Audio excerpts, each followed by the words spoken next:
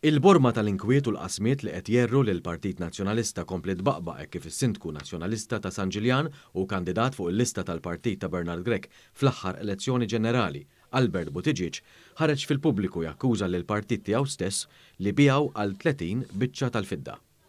F'artiklu bit-titlu Il-Verità biss teħlisna li ġie pubblikat fit-Times of Malta, Albert Buttigieg iddikjara li sar jaf li qabel l-elezzjoni li għaddiet xi ħadd toli ħafna fil-Partit Nazzjonalista iltaqa' ma' kuntrattur kbir b'interessi kummerċjali u fil-kostruzzjoni f'San Ġiljan u taħ il-kelma li kien se jagħlaq ħalq Buttigieg li min-naħa tiegħu kien qed jitkellem kontra ċerti proġetti fil-lokalità tiegħu. Is-Sindku Nazzjonalista ta' San Ġiljan jistaqsi jekk il-kap Bernard Grech u l-amministrazzjoni tal-partit kienux jafu b'din il-laqa u jekk kellix l-approvazzjoni tagħhom. Huwa jisħaq li dan l-episodju se jkompli jerri l-kredibilità tal-Partit Nazzjonalista. Fil-kitba tiegħu fit-Times, Albert Buttigieg jilmenta li fil-kampanja elettorali li għaddiet li fija kien kandidat fuq id-9 u l-10 distretti elettorali, il-partit tiegħu stess taħ il-ġenb għal kollox. Jistaqsi jekk li hu ma jingħatax leħen fil-kampanja elettorali kienx il-prezz li l-Partit Nazzjonalista ħallas biex hu, jiġifieri Buttigieg, jiġi tradut. Il-korla hija evidenti fil-mistoqsijiet li għamel il-partit tiegħu stess. X'kien il-prezz li tħallas għal dan it-tradiment? 30 biċċa tal-fidda? Huwa dan il-mod kif kelli nħallas tal-li semmajt leħni? Kien hemm ftehim biex isiktuni? Is-Sindku kandidat nazzjonalista kiteb kif kemm qabel kif ukoll waqt il-kampanja elettorali ma kienx mistieden mqar darba biex jindirizza konferenza tal-aħbarijiet jew biex jieħu sehem f'dibattitu jew f'xi attività tal-partit biex jiddiskuti suġġetti li huwa kwalifikat u għandu esperjenza fihom.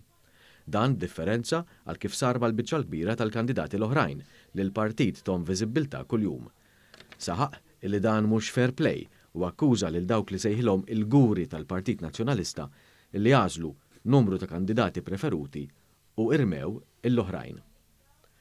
Albert Buttigieg mhux l-uniku kandidati li fl-aħħar ġimgħat iddikjara li ħassu tradut mit-tmexxija ta' Bernard Grech. Kemm waqt il-kampanja elettorali kif ukoll wara l-elezzjoni kien hemm ukoll numru ta' riżenji.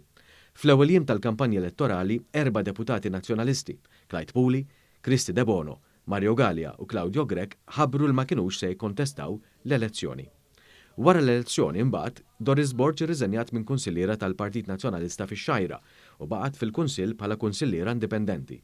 Anki hi sostniet li kienet warbet mill-Partit Nazzjonalista u ntefa' tal-kollox fil-ġenb biex tiggwadanja kandidata oħra. Dakinhar is-Sindku Ġiljaniż Buttigieg kien qal li l-Partit Nazzjonalista tilef persuna onesta u ħabrika u li oħrajn kienu se jagħmlu l-istess u jirriżenjaw mill-partit ta' Bernard Grech. Kien hemm ukoll il-każ ta' Evan Bartolo li ftit wara l-elezzjoni ġenerali rriżenja mill-Partit Nazzjonalista iżda baqa' kunsillier indipendenti fil-Kunsill ta' Raħal Ġdid.